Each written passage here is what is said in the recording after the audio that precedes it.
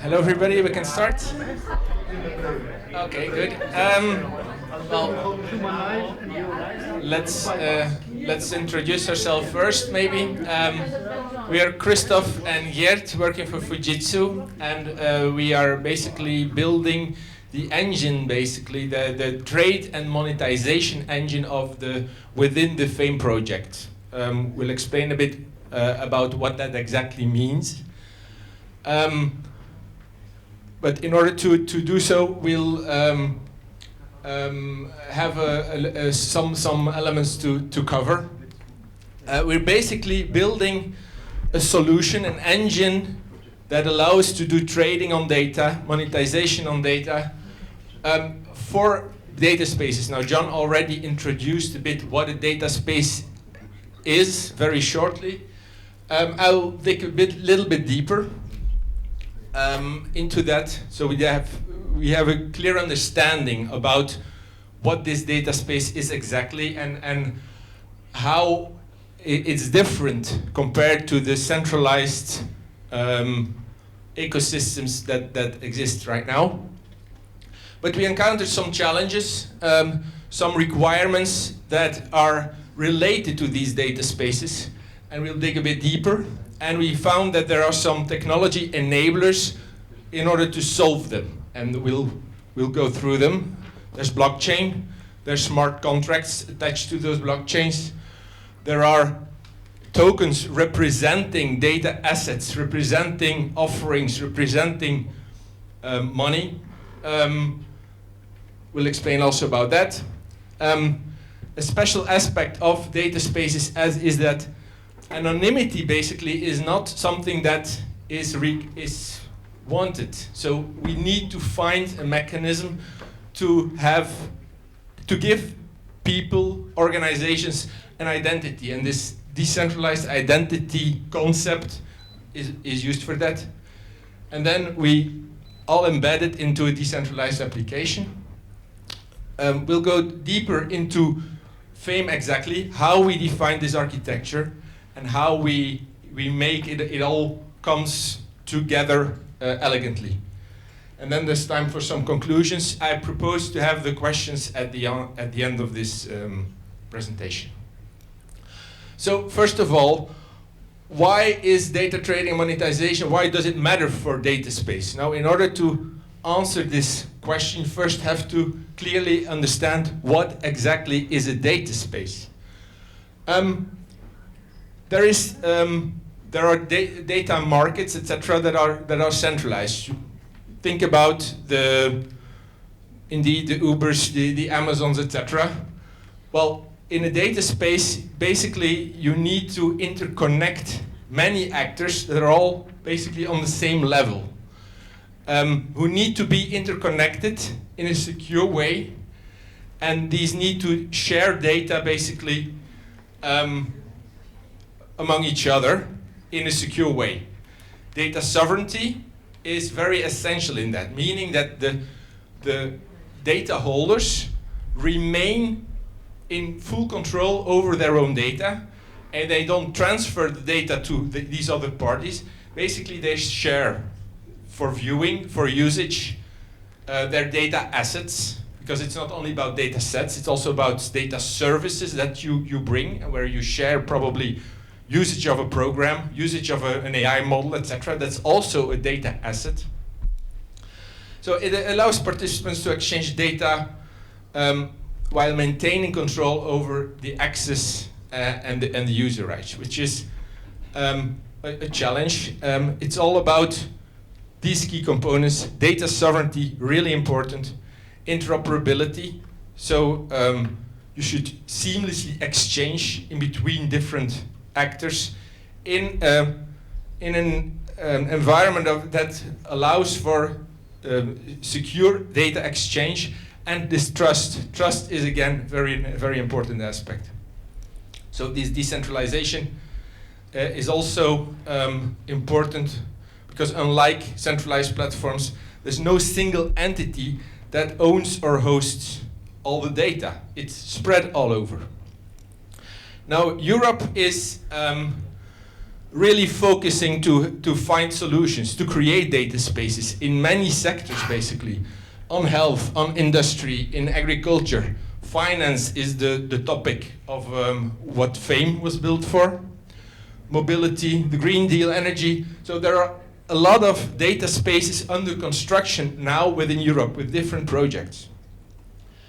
And but you need quite some technical infrastructure in order to have this all up and running. And so there are middleware solutions, there are edge services, etc. But a thing that is missing right now, until our FAME projects comes in, is the way to do monetization on these data.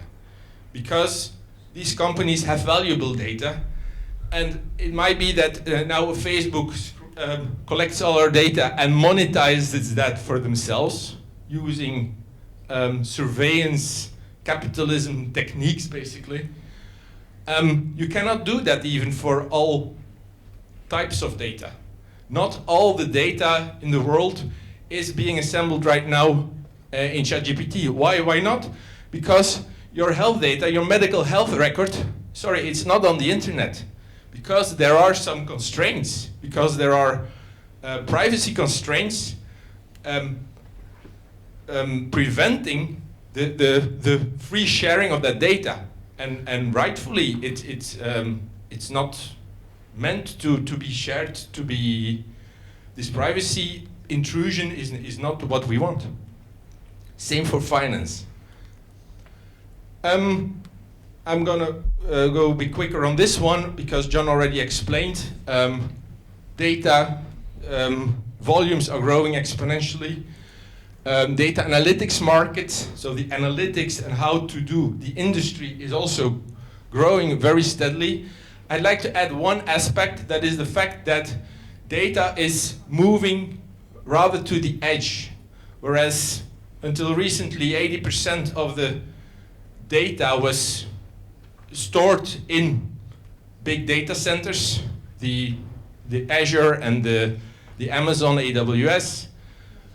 We see that it's now slowly moving towards the edge, where basically it's decentralized, and the AI evolution is also pushing that, because you need to have that data available very quickly. So going through that centralized data center, it decreases performance, etc. Now, we've identified some challenges in data marketplaces to set it up in a decentralized way. One aspect is trust. Traditional data marketplaces, we see that, for example, when Facebook took all our data and built some business model upon that there was some exploit that was not intended. You might remember the Cambridge Analytica story back in 2018, where Facebook sold to that company information that was then used to manipulate elections, etc. So this is where we should be very careful about that. So when trusting a centralized player like you do with Facebook, you have no control about what happens to your data. And this is what we should avoid. This is why we should find an alternative. Another thing is the security. You should trust also these companies that their data, your data remains in good hands. Because you have no control whatsoever on where your data resides. You don't even know where it is, what is collected from you. Okay, GDPR, for example, gives now the possibility for users to ask for what is done with my information. But let's be honest, not a lot of people really actively ask for that. It should be the other way around. Companies should ask for you on how to do the data. And this is where we see that building an architecture like we did for FAME could bring an answer.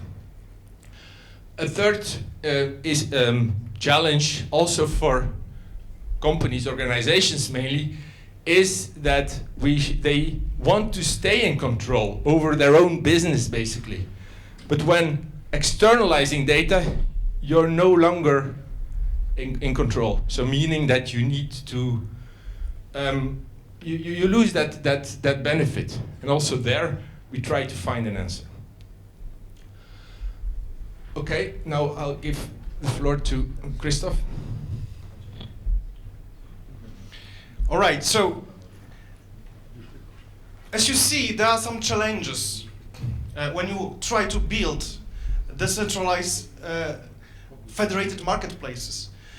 And also there are, first you need to define some functional requirements for such a system, but there are also some non-functional requirements, like for example, governance and trust. So what is important, you need to implement shared decentralized control among consortium members, because you've got a consortium, you've got different members that need to control together whole platform. Then you need to ensure that every action is transparently tracked and verifiable. Don't trust, verify. This is a motto of Web3, and I will talk about it a bit. Then you need to build trust and accountability to overcome these centralization risks that we were talking about, right? There is also, all those compliance and regulation aspect that you need to take into consideration as non-functional requirement for your platform. You need to align with regional values and legal frameworks like data privacy regulations, and maintain all those rigorous standards. So we were talking about it. Then, also your platform need to be future-proof, right? So you need to design a system that can change during the life cycle of the system. It need to be adaptable, right? Then it should be scalable, and it would be great if it can interoperate with other systems, like even legacy systems. So those challenges are really important.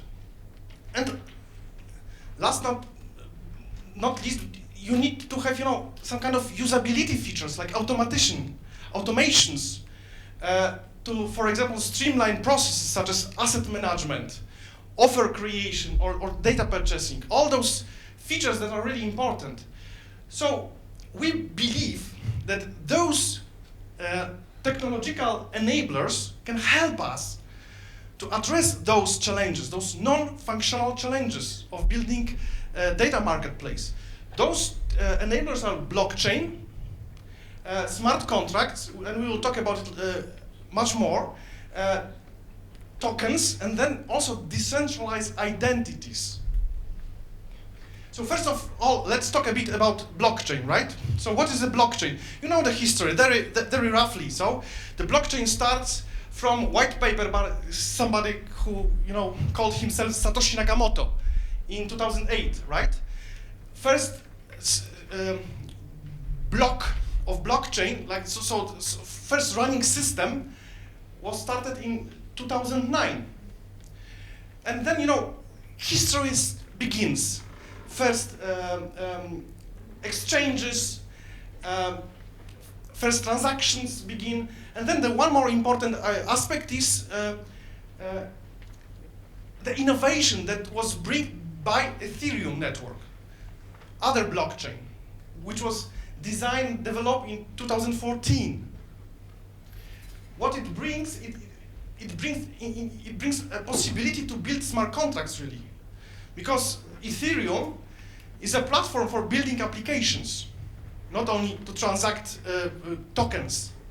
And then, there are other important factors, but here, for example, you've got, in 2018, answering one of those questions, you've got one also important event, like European Commission recognized that it's good to invest in blockchain. So they, for example, started to build European blockchain service infrastructure, EPSI. And it's now in a process of development. I also somehow involved in this process on a daily basis now.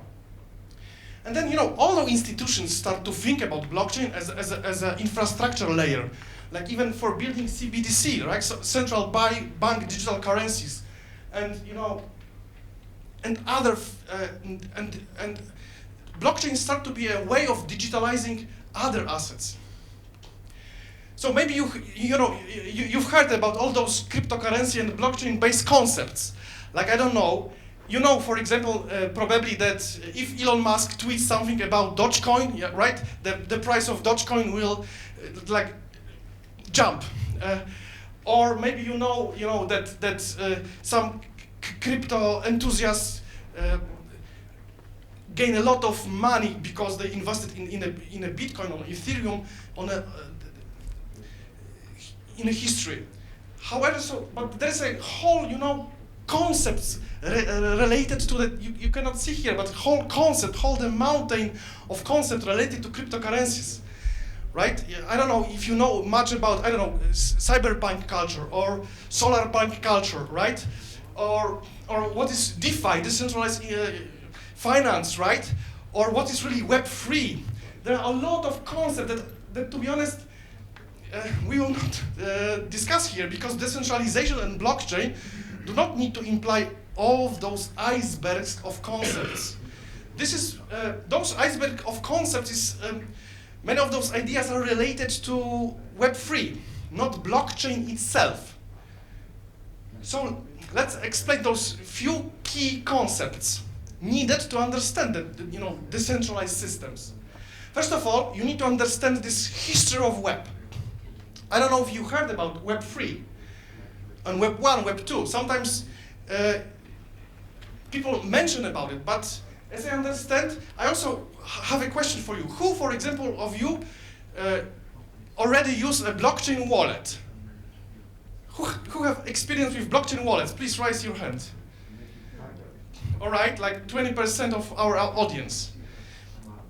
So it's good that we will explain those basic concepts for most of you, right? So here we can compare the different aspects of the web.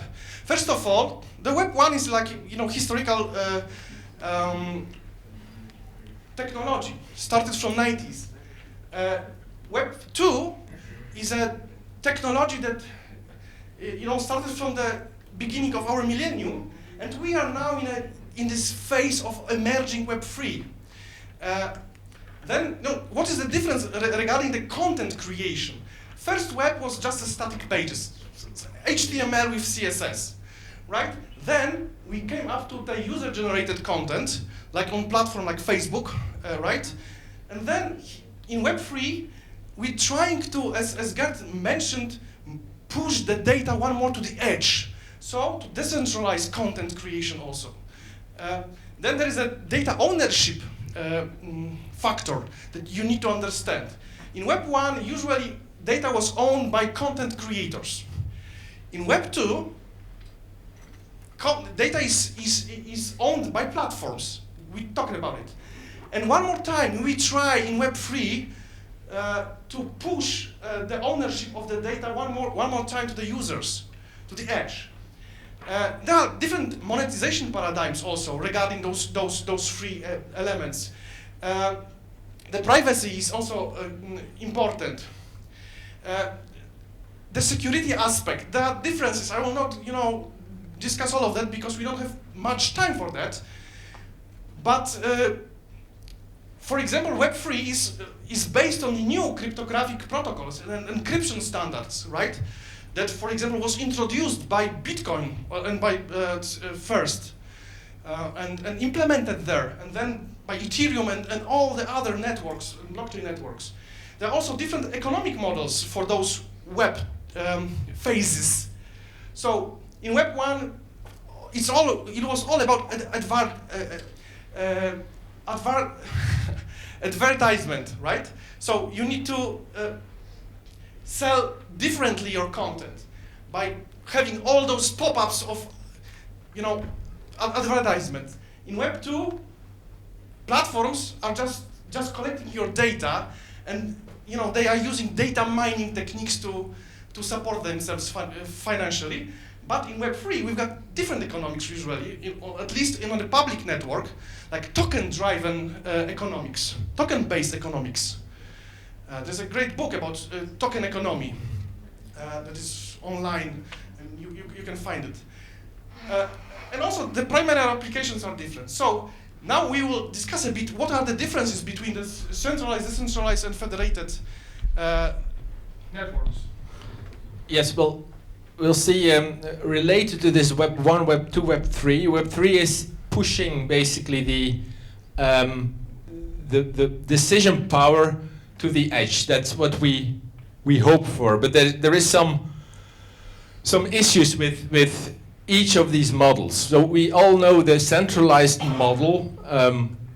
Come back to a Facebook, for example, where Facebook decides for you what happens to your data, with a strong focus on everything that, they decide basically. And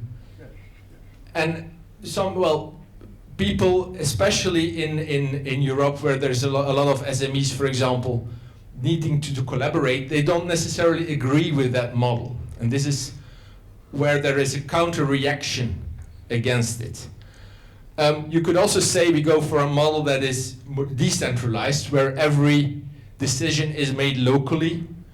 Not a lot of escalation happening, so it's leading basically to inconsistencies, and is giving difficulties to consolidate, and it creates some kind of chaos basically.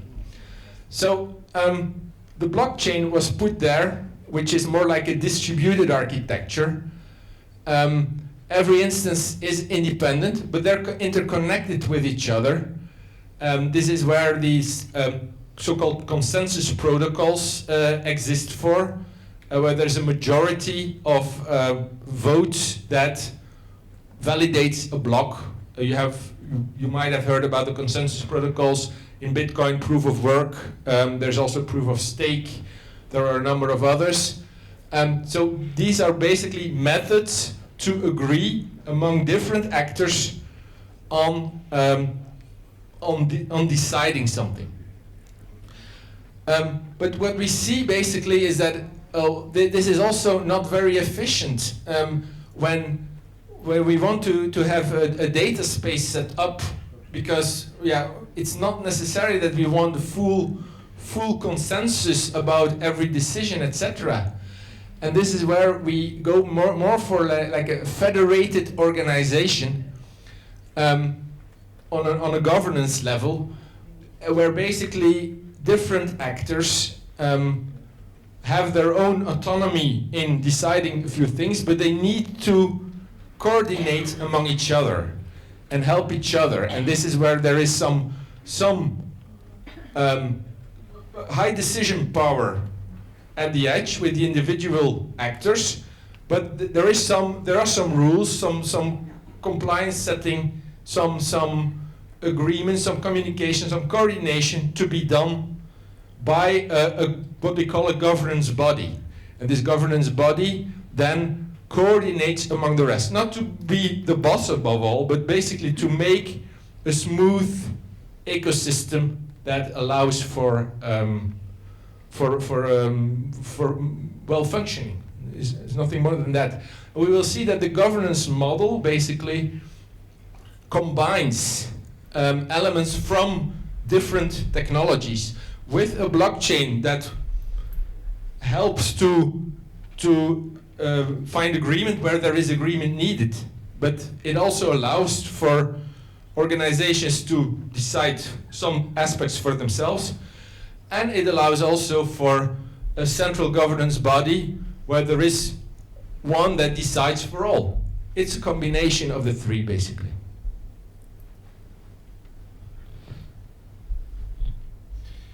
So, one more time, let's talk about Web3 and what is it and what is not. You need to understand that all those concepts and Web3 movement it's more than blockchain and decentralization. It consists of multiple different aspects. It's based on the blockchain as public, usually, open infrastructure. So Web3, under the hood, on the backend side, on the infrastructure level, relies on the blockchain. Then the applications are decentralized applications, dApps, sometimes it's called. So they are based on smart contracts as a scripts and some user interface. Then, usually in Web3, you've got all those cultures, narratives, slang, ideology of cryptocurrency, crypto communities. There's a lot of that. If you follow this trend for, I don't know, all those years, right? Sorry, something is...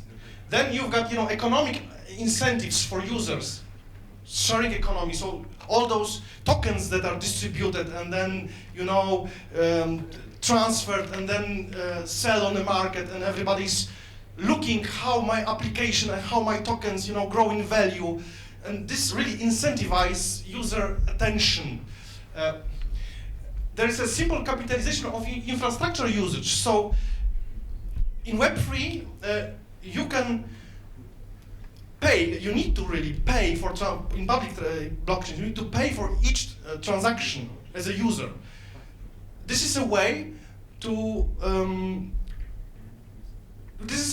capitalize the user interactions and be able to support the nodes, support the whole blockchain, right? Then we've got all those crypto communities, the idea of value tokenization. We will talk about tokenization in a minute.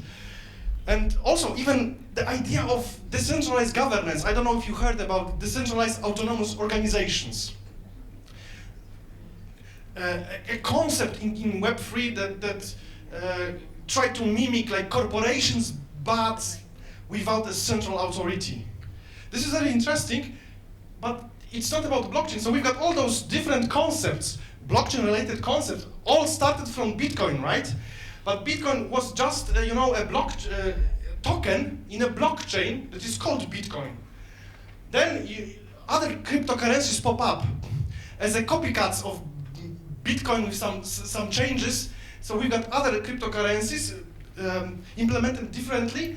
Then we've got those DLT, decentralized ledger technology. This is a bit broader concept that describes all the blockchain-related technologies, decentralized ledger technology. And the broadest concept like Web3 that we are talking about here. So what is blockchain very quickly? Because first of all, from technical perspective now. First of all, it's a specific data structure. Blocks that are chained together. Each block consists of a set of transactions, informations that are packed together and linked together as a chain. So this is a specific data structure you can say. This is also a distributed, decentralized P2P, peer-to-peer network. So there are different nodes around the world in the public blockchain which drives this network. Then one more important element of blockchain is the consensus mechanism, because the proof of work, proof of stake, proof of authority, because if you have many participants, sometimes you need to know if one of those try to fool you. You need to understand how if there is a lot of voices, find a consensus, what is true. So those consensus mechanisms try to solve that. Those are algorithmic important protocols. And then blockchain also is responsible for validating the transactions. If a user transacts with the blockchain, with the system, the blockchain checks, for example, if the transaction from the wallet is properly shaped. And then there is usually this incentive mechanism for node validators. So the miners, you maybe heard about those Bitcoin miners, right? Those parties are just node validators, actors who support the node, but they are paid in a Bitcoin in order to run those systems. So sharing the tokens, usually in public blockchain, is a way of securing the future of those nodes. And we, in the end, we've got also this layer of virtual decentralized machine, the global computer. Now, from the Ethereum perspective, from the Ethereum blockchain and all the future blockchain usually consists of this layer of global computer power that can run scripts in a decentralized way, right? So, to sum up, what are the important features of blockchain? It's just an infrastructure layer for new services. Blockchains have a really general purpose use. It can run multiple different applications, jointly owned under shared control, consists of immutable history of transactions and events, and is anti-fragile, meaning that, resistant to actions of one central entity. No one central entity can screw up whole system. This is really important. So here are some differences between public and private blockchains, because we will use private one. Well, we will use private one indeed. Well, the Bitcoin blockchain was, of course, started as a public one, but you might check if you want to design a system on what characteristics you exactly need. And here are a number of characteristics to check from to see on what fits best with your with what you intend to do. You have the protection protocol. Well, these are different. The one is based basically on computational work, like proof of work or proof of stake. The fact that you have already a number of tokens that allows you to decide. On private blockchain, we see that there is a need to, this anonymity, which is also in the nature described there, is not something that probably, especially for data spaces, for example, that is not really wanted. So this is where we say, okay, the participants are known, and based on that, you can also have this protection protocol done by proof of authority, by the fact that you are a renowned actor in the ecospace, so that we trust you by the fact that you are, as an organization, who you are, and as a node. So you need to define a number of criteria and analyze and assess based on that. What do I need? Well, public blockchain in general it's slower than private blockchain. Now, there are measures, of course, to cope with that, but not to a degree that it reaches the speed of a private blockchain. Scalability is easier achievable because simply you have less actors to take care of. You have difference in energy consumption, which might be a sustainability aspect to take into a governance model. We explained that if federation is wanted, you might use blockchain, but not. You might have also other elements to take into. So we need to be careful to wisely choose, basically, which type of blockchain we intend to achieve. So I already explained a bit on public blockchains. For data spaces in particular, our case, we see that public blockchain was a bit hard. It was hard to achieve because we have consortium partners in the ecosystem that need to agree among each other. They are known. So it doesn't fit well with how public blockchain works. And the main use case for public blockchain is that full decentralization, but in data spaces it's not really the biggest ambition. And as it comes with a lot of side effects, lower user convenience. If you lose your keys, then you're stuck. Compliance issues on anonymity. The regulation really imposes to have not to work with anonymous players, because these could be fraudulent players, could be terrorists, could be blacklisted, located in blacklisted countries. So we have to deal with that. So there's also some integration issues with other systems, etc. So data privacy is another aspect. So this is why we said, well, we come to the FAME architecture,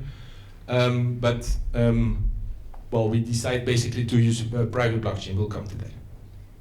Yeah, and the last element is do we need a token that is publicly managed? No, we don't need it either in a data space. Smart contracts now. All right. So let me explain one more concept, one more technological enabler that we used and are using in a FAME. Smart contracts. What are smart contracts? I don't know who. I wonder, for example, how many of you are, I don't know, IT guys like that developed smart contracts, let's say, or understand how to use it. Can you raise your hand, please? Okay, 3, 4, 5. Okay, thank you. So, to sum up, to others, and maybe also to those who use the smart contracts and write those. Smart contracts are just scripts, small programs, enabling reading, transformation, and recording of information on the blockchain in their own state, really. Usually, smart contracts are standardized, meaning that there are a lot of different smart contract standards that you can use as a developer, for example, and they are well defined and described. Usually, in a public blockchains, smart contracts are available for everyone to invoke them. So the smart contracts usually also expose the public interface. Those are not like bash scripts, let's say private local scripts. They are already like exposing many of functions that are public and can be invoked by others. Usually, in public blockchains, they are open source and easy to verify in a code, because they are not big programs, they are quite small and easy to verify in order to everybody check what is the behavior that these smart contracts enable us. Then, of course, they are executed on the blockchain, those contracts. You need to understand that reading from the contract is free. You don't need to pay any transaction fee if you want to just query the state of the contract. However, if you want to change and write something to the ledger, to the contract state, you need to usually, in a public blockchain, pay some kind of fee in a native token of the blockchain. Read and write operations can be performed from the wallet, so user can invoke functions using his wallet and sign a transaction, or other smart contracts can also invoke the functions of other smart contracts, right? So you've got those two elements important, and you need to also understand that smart contracts as a blockchain scripts cannot query external world, cannot get and communicate with external systems. External systems need to communicate with contracts. So here, for example, is 13 line of code of smart contract in Solidity language. This is one of the programming language very typical for Ethereum and Ethereum-based blockchains. This is 13 line of code that really covers the basics of NFT. This contract, if it's properly deployed on a blockchain, give you a possibility to mint NFTs. It's just importing some kind of standard from OpenZeppelin, and it has not many of lines of code, as you can see.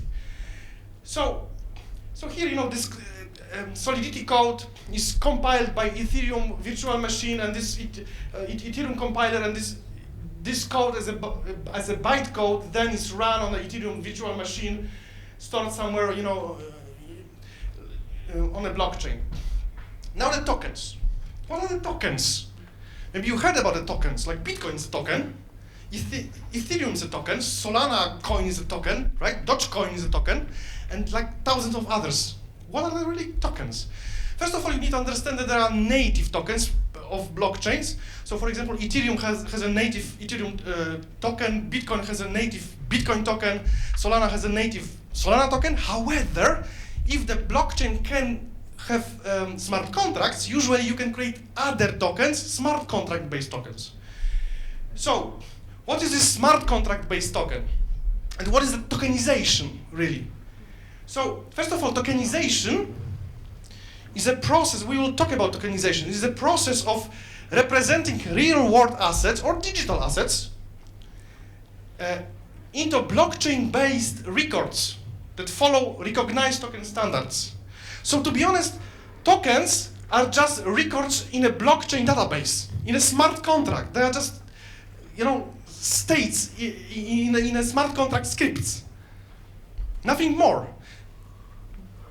That follow some recognized standards. This is important, right? Then, this token can represent different things, like ownership of something, like can represent rights or value of some assets.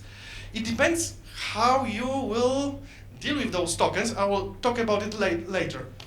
And there are different token standards managed by token smart contracts, like ERC20 for stablecoins, let's say, or fungible tokens, or ERC71 for NFTs, really like non-fungible tokens that can represent unique assets. And there are many, many more of those, like 100 of those standards really, but few of those are only popular. So now I would like to discuss a bit about tokenization challenges. Tokenization is a form of digitalization of some assets on a blockchain, right? So how you need to think when you want to digitalize something, and how we need to think when we wanted to digitalize and tokenize some elements of the fame. First of all, you've got those ontology and digital representation modeling issues. You need to very well understand your asset. You need to understand, how to create a model that accurately represents the tokenized entity. So if it's data or data access right, you need to understand what this data access right really is. How in a real world this asset, for example, if you want to tokenize a piece of art, how this piece of art in the real world behaves, how it can be transferred, who can own it, what kind of properties it holds. So you need to build a model, digital model, and you fully understand that in order to tokenize it. You need to consider like life cycle of this object, right? So transferability of those objects and stuff like this. Then, if you've got this model, then you need to map those ontological model of your asset that you need to digitalize to some standards. Like, for example, ERC71, ERC1155, all those technical standards for tokens. You need to know those. And maybe, you can utilize also, some kind of extensions. There are a lot of extensions, some kind of features that you can add to your tokens. Like, for example, pausable extension. So you can pause transaction. Or, I don't know, some other. So this part requires a lot of domain-specific and technical expertise, because you need to understand your domain, your asset, and then also map it to the technology, really, right? And standards. Then there are also some kind of other questions that you need to ask yourself. Like architectural and system design decisions you need to make. So, for example, you need to understand that in a blockchain you cannot store a lot of information. So where to store other information, like pictures of this art? You cannot, it's not wise to store on a blockchain the digital representation of this image. So where to store it? Then you need to, for example, think maybe IPFS or centralized data store like S3 in AWS. IPFS stands for Interplanetary File System. So this is a decentralized storage that you can run to store a lot of information and a lot of data, right? It's usually a system that is that accompanies the blockchain solution also. So it's usually it's used when you are using or tokenizing NFTs or creating NFTs and stuff like this. So there are a lot of challenges. Also, there is a user experience challenge. We all face it. So, for example, wallets. You need to understand that there is a wallet that users need to use in order to communicate with the blockchain. So what kind of wallet I should propose to my users? Different wallets are created for different blockchains. So maybe this also I need to also think what kind of blockchain should I use because of my users, right? And you've got other user experience issues, like how to protect private keys of the user and so on. So, all in all, this is one more very important aspect of tokenization process. You need to integrate your system with real-world systems. Like you need to link your token with legal, technical, and social institutions. Because to be honest, when you buy an NFT on a market that represents such a, for example, image, you're just buying a record in some smart contract. And you can say that you are buying some legal rights only if those legal rights are somehow linked to this token by, for example, some legal institutions. So this is very crucial. And then you can use other smart contracts to facilitate and automate workflows and asset interactions. And here also you need to understand that if you're creating an asset, sometimes you need to establish some legal recognition of those assets and even discuss with legal experts, because it's not that easy. There are different regulations about it. Okay, so now we will talk about 4 last technical enabler that are important for decentralization and also that we're using in FAME. Yes, well, decentralized identity. I already talked about the fact that anonymity in public blockchain is not really what regulation likes. Luckily, there is some kind of decentralized technology called SSI, self-sovereign identity, that allows to create identities which are self-managed, and I'll explain about that. Basically, it's using exactly the same cryptography as Bitcoin. You have a Bitcoin wallet that has a public address, and you have a private key that is linked to that public address in order to sign transactions, to do transfers, to do exchange with other tokens, to do anything, to register stuff on the blockchain. This self-sovereign identity framework, basically, it's a concept of a digital identity where users have a full control, not dependent on a central authority, using exactly this, what we call public-private key pair, PKI. Now, how does it work, basically? It can be basically used for any digital document. So you have basically, let's have our identity card. There is some authority, and in this case that is a national authority, the government, that issues identity cards.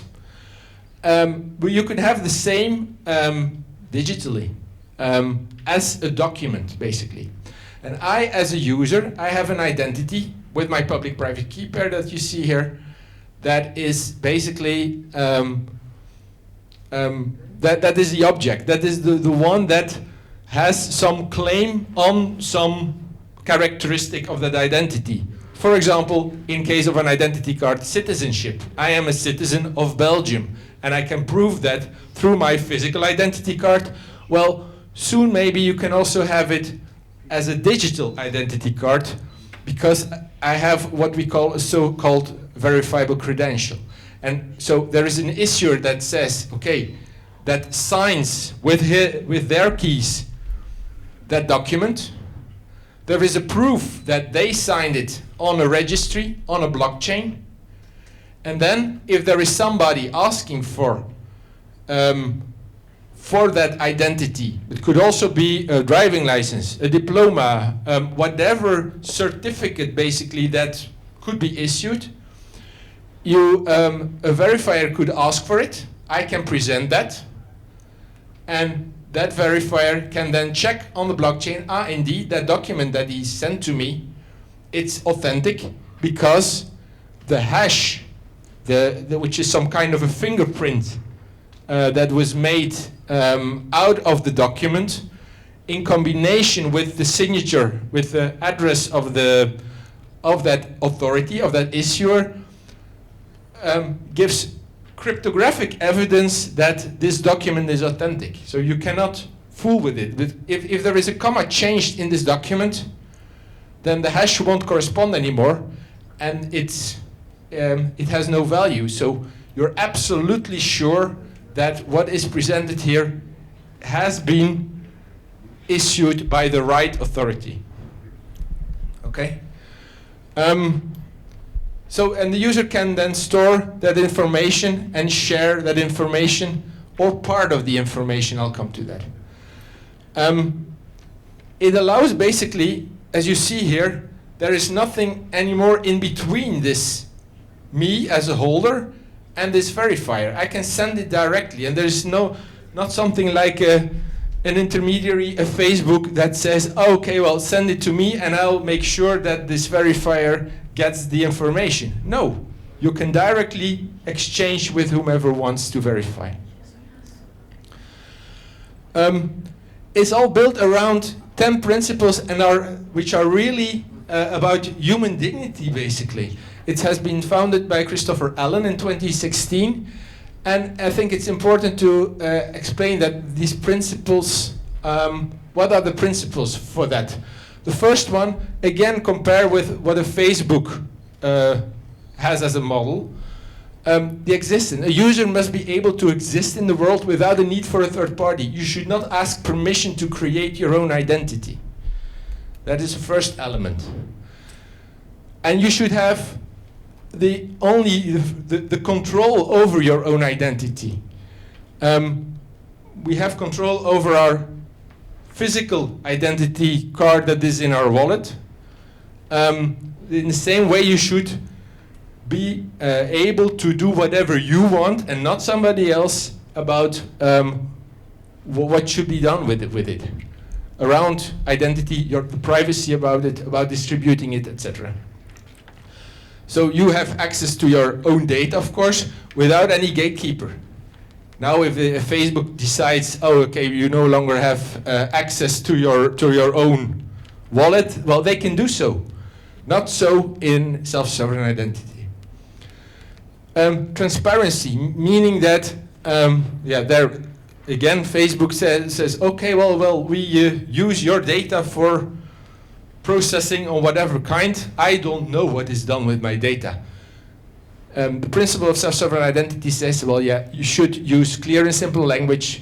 The user must be able to monitor any mismanagement or any claim. And then there are 6 others. Persistence, long-lived, so a person should be able to use or to have this identity exist as long as he wants to and not another one. Portability, if I'm not happy with some service provider to host my identity, I should be able to move it to some other place, move it from a Facebook to a Telegram or whatever. Interoperability, so you should be able to use it as widely as possible. For example, cross-border could be very useful also in our identity thing, in our identity card systems, so that it's recognizable digitally between different countries. A user should agree freely on how the information is used, and no more should be revealed than strictly necessary. For example, in order to buy alcohol, cigarettes, whatever, you should say, I should be over 18. Your birth date is not important for that. You should simply be able to answer the simple question, am I above 18 or not? That's the only thing that matters. And then you have the protection in case there is a conflict of interest. Well, the freedom of individual is more important than the network needs. I'll go quickly through a number of the components. Concept, the DID, that is basically this identity, public-private key pair with some characteristics. You have verifiable credentials, which are, let's say, the digital certificates that are issued by these authorities in a tamper-evident and cryptographically verifiable way. For example, again here, a diploma is mentioned. And then you have the presentation. You reuse that verifiable credential in order to present it to somewhere. But for example, I have in my verifiable credential that I am born on December 20 of that year, but in the presentation could be stated, okay, I'm over 18, so I can use it for a verifier that wants to simply to know if I'm above 18 or not. And then the user holds these verifiable credentials and presentations in a so-called wallet. It's not a payment wallet, it's an identity wallet. It's holding basically the elements that are needed in order to make this system work. It's the private storage basically of these identity data. So yeah, that's it.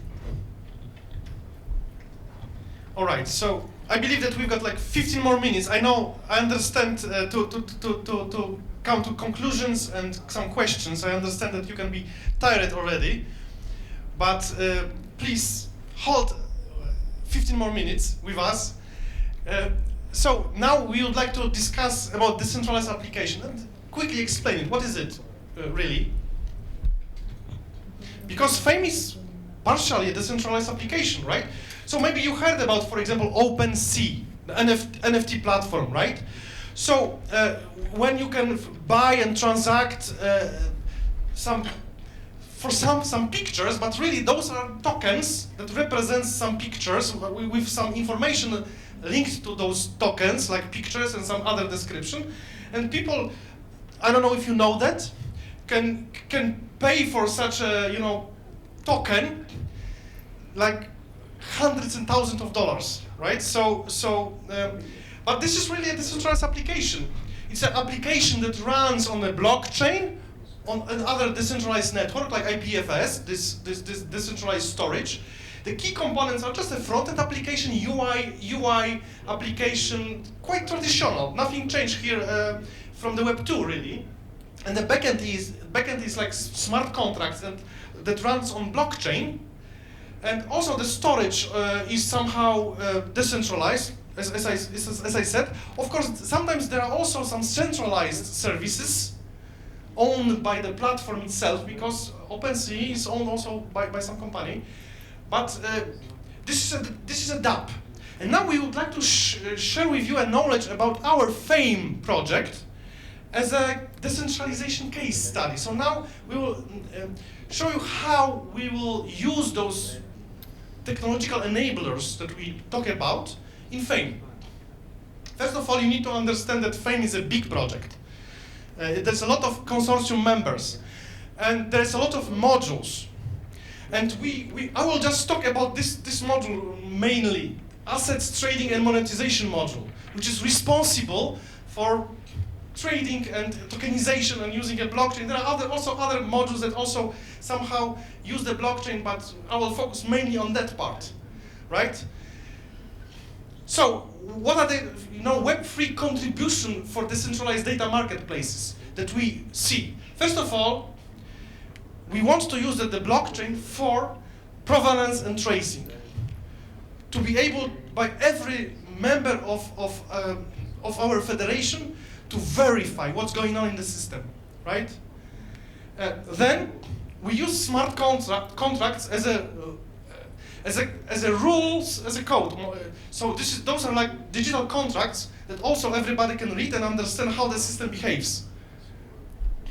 Then we are using a tokenization as a standardization mechanism. So you are using tokens because they are the standard way of digitalizing stuff on a blockchain.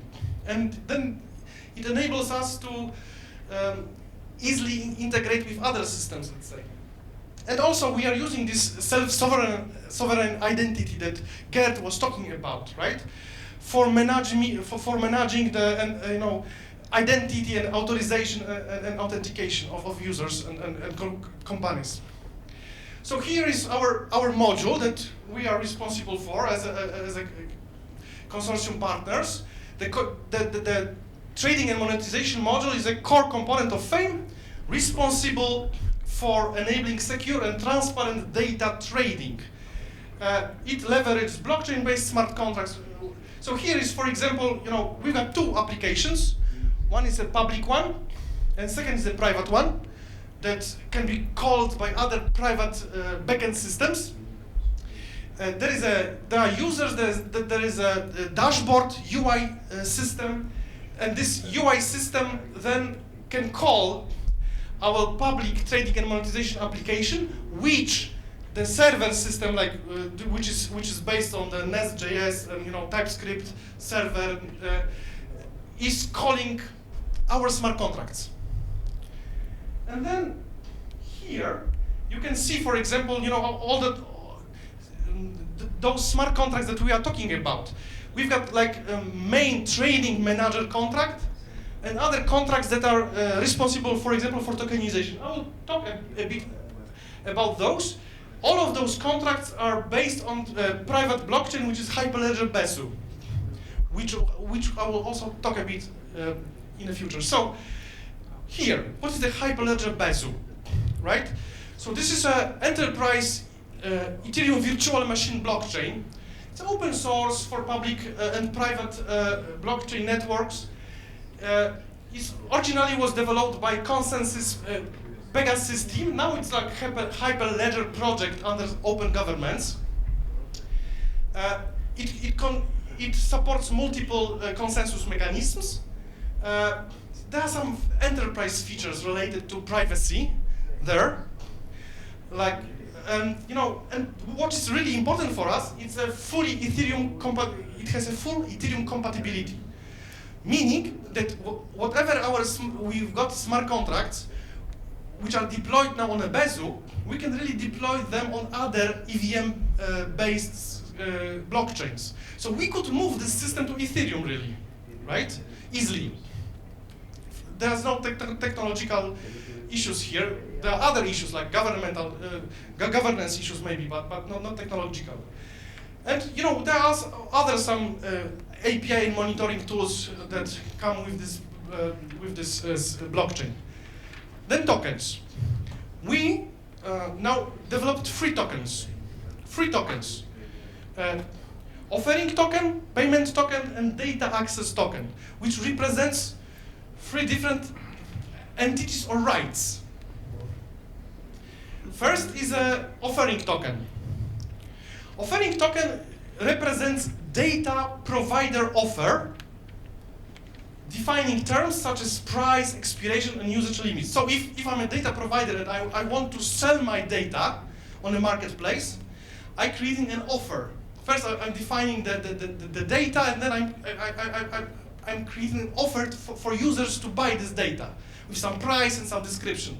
And when, as a data provider, are creating such an offer, we are tokenizing this offer. And this is registered on the blockchain. We are using here a standard NFT, ERC-721 standard, to ensure that each offer is unique, because each offer is unique, really. So we can use and leverage this standard. Unlike traditional NFTs, however, the offering token is not meant to be transferred. It serves as a reference for data offers. Because there's no reason to sell an offer, right? On some data marketplace. We can sell other things, which we will talk about it. And of course, it's used for automation with other smart contracts. So we've got data access token. This is a token which can be held by the end user. So it serves as a proof of ownership and access right to purchase data offer. So if I'm a user and I see an offer, which is tokenized already, and I would like to buy this offer, and I would like to be able to download some data from the data provider, if I want to buy this offer and pay, for example, €5 for that, then I will get the data access token to my wallet, which represents my rights to download the data, to get the data. So we are here using standard ERC-1155. This is a different version of NFT, let's say, which supports batch processing and flexibility for multiple access models. To be honest, we've got like free version of these tokens, like 3 different kind of such data access tokens: pay-as-you-go, pay-as-you-use, and subscription-based models. Because the user can buy access to the data for some period of time, like for subscriptions, buying a subscription, or maybe the user would like to buy one-time access only. There are different business models, and we created different versions of tokens for that. And yeah, so this is maybe interesting also. If you hold this data access token, in the future, maybe for fame, we can even, there could be even possibility of trading unused access right. Because, for example, I can buy a data access token, use only half of this data, and then maybe I could resell it to the other person, right? Whoever holds this data access token should be able to download this data. So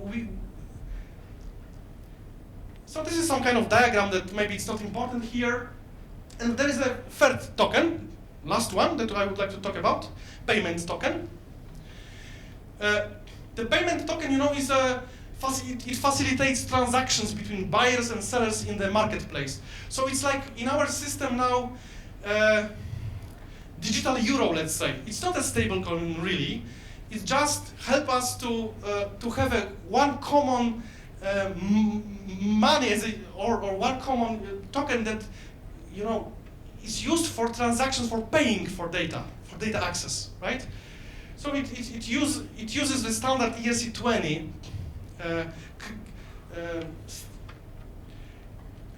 and it ensuring that it can be compatible with other decentralized financial services or some wallets, because this token is also then seen as in a wallet as a kind of cryptocurrency, but it's not really a cryptocurrency in our system. It's a usability token.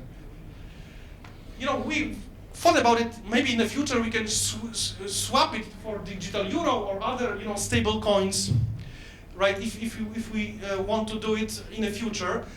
Because it's a quite standardized way of having such a payment token.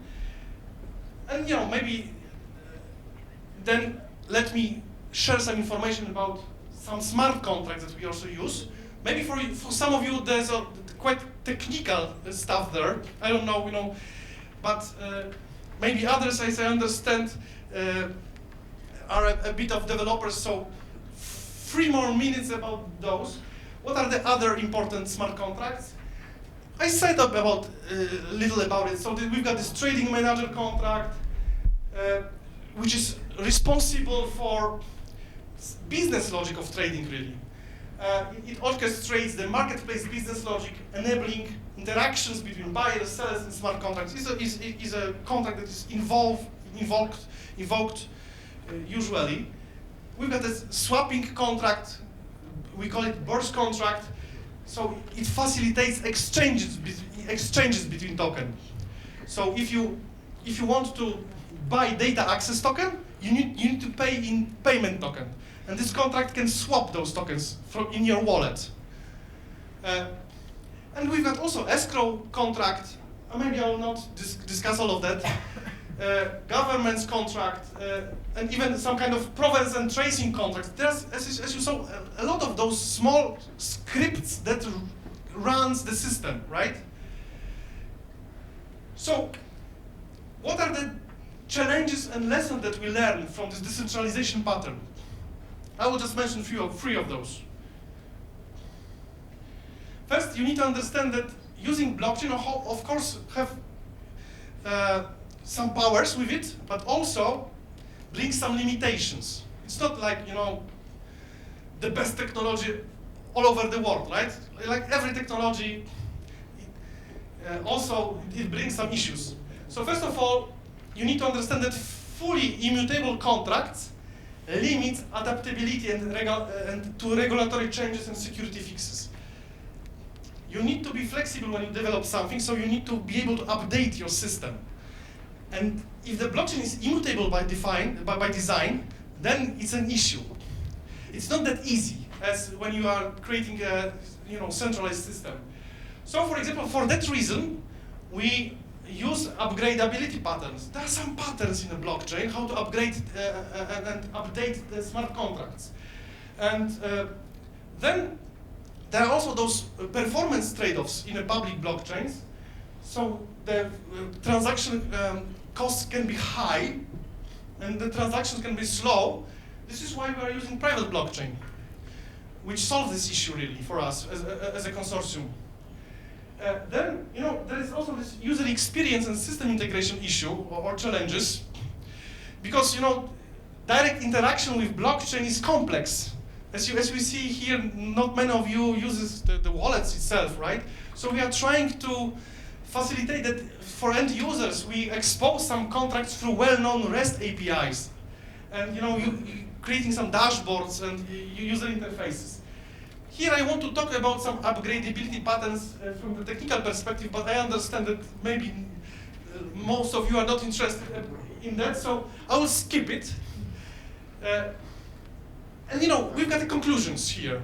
So Geert will present those conclusions for you, and then we will have some time for questions. I'll do it very quickly because we've gone through it. When designing a solution for our data marketplace, you have to consider many elements. First one is governance.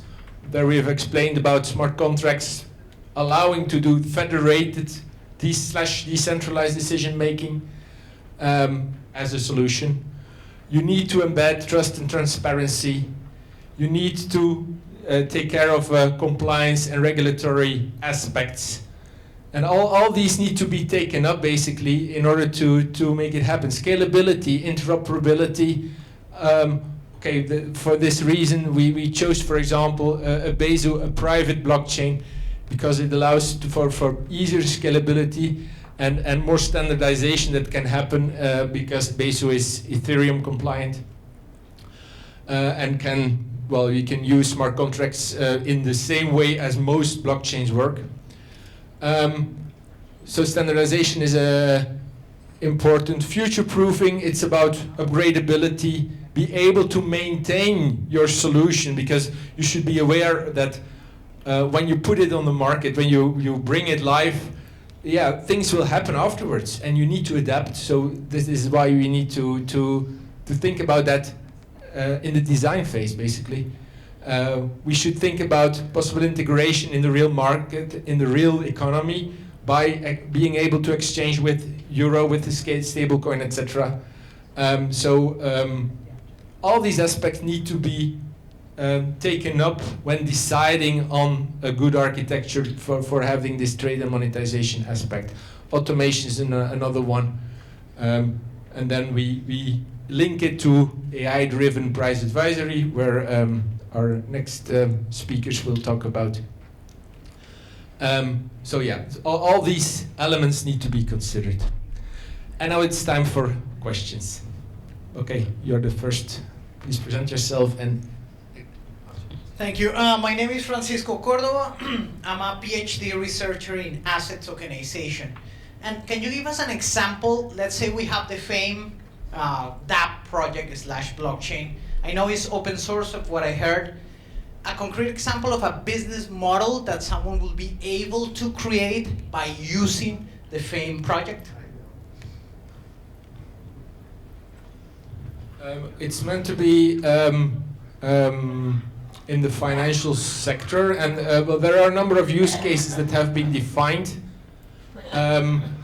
One comes that in my mind is, for example, that there is, I believe, a parking application where there is are a lot of services that could be built around the fact that a parking lot is a space is available or not, to have reduced activity, to exchange data easily among different users of the system, so that they are that they know to go at a certain place because there is a parking space available. Another one is about I know that there is on the investment side there are there is some kind of investment advisor specific for your case, for your financial capacity, etc., considering the risks you want to take,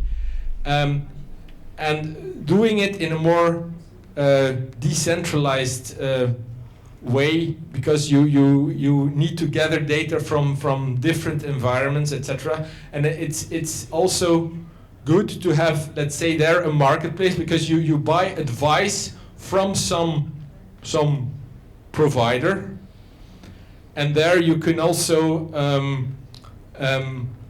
more easily, in a more open setup, interact with others to exchange data, to buy the data that you exactly need, more specific to your needs, etc. So this is where, for FAME in the financial sector, we have these use cases, and there are 7 or 8 in total now. The pilots. Yeah, feel free. I don't know them by heart all. Maybe somebody else. I don't know whether Ernesto is still here, but yeah. So these aspects are being looked at. We see that there is a need to exchange data, but not in the way that a centralized player such as an Amazon data exchange or an Uber works, because basically these ones, they build business models where this intermediary gets the benefit of sharing the data, but the data originator basically is not winning a lot. They're winning on user convenience, like in the Facebook model, but they're not winning financially, while sometimes there's really valuable data that can be shared, but that is sometimes difficult to share because they want to stay in control over the circumstances. And I'm in another project on health data, for example, where it's really evident that the data should remain private, but on the other hand, you want to share your information because it might help in creating new medicine or creating new solutions in the health sector. So there's a balance to be made, and it's best to have not a centralized intermediary there, because then, well, yeah, it's these ones that then get the financial benefit. Okay, next question. Okay, so my question now is regarding the data, and you're talking about regulation, and you also talked about Now, one of the problems here in the Balkans is money laundering, and there's also coming in also in the Middle East. Do you also think, well, we're also working as data as a currency? Will there also be problems in Cyprus, for example, and the Balkans on data laundering, where people are using services that might be, for example, forbidden in their country, the haram? Haram is against Islamic religion in the Middle East, and so and the data is stored here in Cyprus, but the government says he's doing illegal activity. How do you think that this decentralization would protect that user, or will there be wars over this data laundering? Well, the reason why a regulator does not want anonymous actors is the fact that money laundering is often done by yeah, that's about money laundering. We've built in also this identity system, also that can also be used to avoid data laundering, basically. So the key element, I believe, is that you should be able to work in an ecosystem where everybody that a priori do not know each other should trust each other.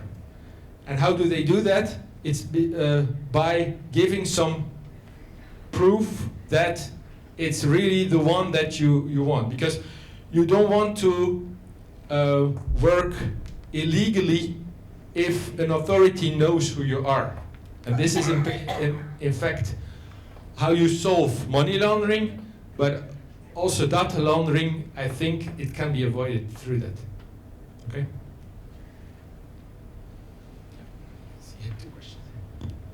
Hi, I'm Nizita Howlader. I have a question for Yusa, and it's a simple question. I'm a student. What is the role of blockchain in a country's economic system? And you talk about a digital wallet, and only just 20% of us know about that and also used. So personally, where in the future, where you see that kind of digital wallet? Will we be able to embrace in the future? How it will help the young generation? Right, thank you. It's an interesting question. To be honest, I'm not an expert, about politics of and regulations, and not a lawyer.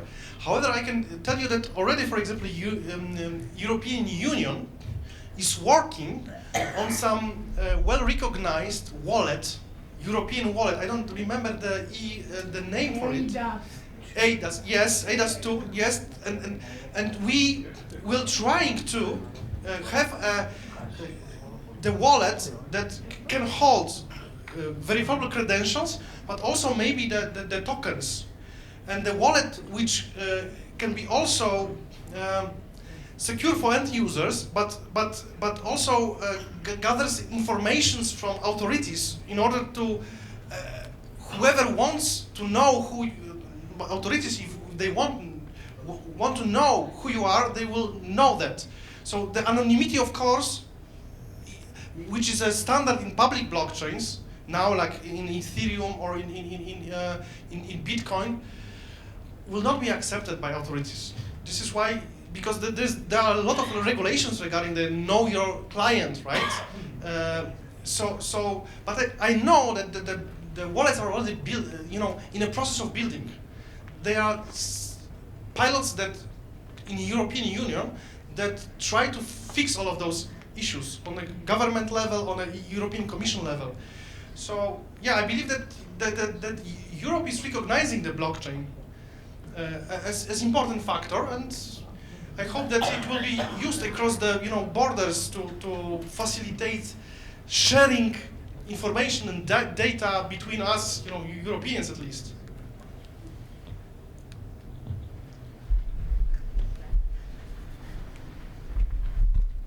Thank you. My question is about SSI concept, Web3 model, and personal data. Who is owner of the data? every one of us or company which collects this data, and should I allow to share this data to other company or not? Should they request my allowing to share this data? Thank you so much. Interesting question. Maybe I'll go back to the scheme that where we've explained about that. It's in. Oh, let me go quicker. No, I see it here. Well, anyway, you as an owner, data as an identity owner, data holder, you are fully master of your own data, and there is, in the same way as there is some authority that is simply saying, okay, I recognize that you are who you claim you are, giving you the a proof, a certificate, but then it stops there. And then it comes in your own wallet, in your own vault. And then you can present to verifiers with whom you share that information. You do not transfer the information. In the same way, you have a physical passport or a physical identity card that you show, but then you take it back. You say, here, this is the proof that I have a citizenship in country X, or that I have a diploma. You show it, and then they can verify, they can check, but they do not hold the data. It also solves, in a way, a bit the whole GDPR constraint of verifiers, that because storing all these proofs with themselves, it gives them a big liability also, because they need to take care about it, and there's the right to be forgotten that needs to be done there with GDPR, etc. When you don't have to store any data, but everything remains in that vault, and you simply get access, a temporary access to that information, it really simplifies the complete architecture also. So the data resides where with the true holder, and there's some signature by an authority given to it, then it's stored with you, and then it's shared for insight, not for storing the data with these verifiers. No. I would like to add something to this verifiable credentials technology. So you need to have a wallet which can hold your verifiable credentials. And what is really important and great feature of this technology is that you can selectively present information about yourself. So let's imagine that you will receive your full certification from your university as a verifiable credential with all your even grades there. And if you go to some office and they would like to ask you, about your education, then you can selectively show to them and prove really only those information that they need.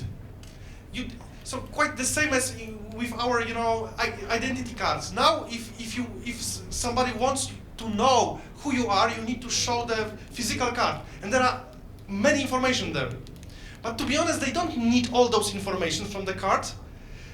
Only, for example, they need a proof that you are, I don't know, European citizen, right? So there is also one more technology which is related here, relevant here, is a zero knowledge proof technology that you can use to prove to some authority that you are a European citizen. True or false? Yes, true. The system will show it, but you will not share any other information about you. Just only a proof that you are a European citizen or you are over 18, whatever. So this is great technology that is really now used in multiple pilots and multiple projects in European Union because of these options that you have. This system sent me requests that I allow to share some data Yes. about me, yes? Yes. So you receive a request. Please show us that you are, for example, I don't know, EU citizen, and you will just receive it on your phone in application, and you see, click share, and you share only this information. Okay. Okay. Thank you so much. Yeah. Hello, good morning. My name is Geert from Enrico. I work as an ROV underwater robotics, and I just wanted to make a point of that I see that all this digitalization, because the world is in reality like a pyramid, and it's pushing by the top to down, but down is not pushing, it's not going the same way up. I mean that this can be used also for political elections, for voting. So it's not only the ones who are affected. I think if we digitalize everything, it should be everything, not the base of the pyramid. I know, I'm making this point that technology should be used in both ways, not only in one way and with one idea, but who knows what in the future this idea will go. It's just making that point. Absolutely. Yeah. There are already initiatives indeed to have elections done on blockchain. So to replace basically this top-down structure by validation on a protocol, and so that it makes it all way more optimal in terms of throughput time and effort, etc. that is required. So I confirm that it's indeed a good way. I also recommend that. Don't know whether you. I see that we passed hour and a half. Probably most of you are tired. We will be, here also in the lobby, and we can talk. If you have any other questions, please just come and ask us. So, and I believe that properly we should finish. Coffee break? Yeah. Yes. So thank you a lot for questions, and let's see that.